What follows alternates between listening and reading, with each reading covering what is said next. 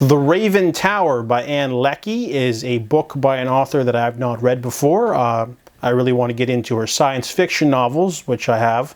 But The Raven Tower is her first fantasy. It is based off of Hamlet. It is about Prince Mawat. He is a young man who's the prince of the kingdom, and when he's returning, he gets news that his father's ill. However, when he shows up, his father has disappeared and his uncle has taken the throne. So what makes this different from the classic Shakespearean play is that the inclusion of gods. There are many gods.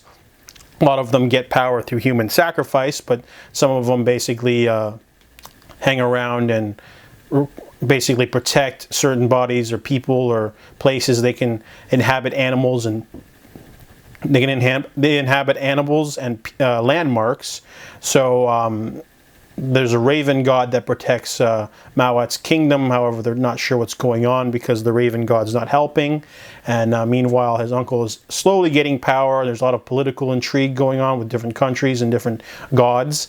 The gods aspect's pretty cool, but they don't really go into it too much. There's a lot of political intrigue and things going on. I found myself losing interest within the last act. The last third of the book got really weird, mainly because all of the characters have like very African sounding names, so I mentally cast everyone as black people. But then the audiobook person was using Irish accents and Swedish accents. It was really weird and throwing me off.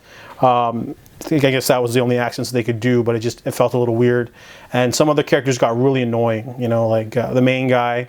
Also, there's a weird narrative choice of having the book done in first person and second person perspective from the main narrator, which is a god, who is basically telling us about the Horatio equivalent of Iolo, who's like the buddy of Prince Mawat, who's trying to help him regain the throne and everything and find out what's going on.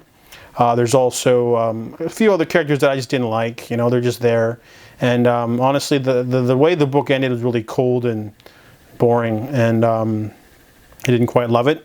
It copies Hamlet a little bit too much. They could have like just used that as a framework and then changed the ending, but they kept everything kind of the same. I don't even know how the original Hamlet ended, but I didn't like the ending. And the whole battling gods thing is really intriguing. It's a magic system that's pretty interesting, but overall, I just couldn't find myself too interested in the characters because a lot of them are headstrong and boring, and you know, some of them are just there. And there's a lot of different characters, and I couldn't stay interested. So I give The Raven Tower a 2.5 out of 5.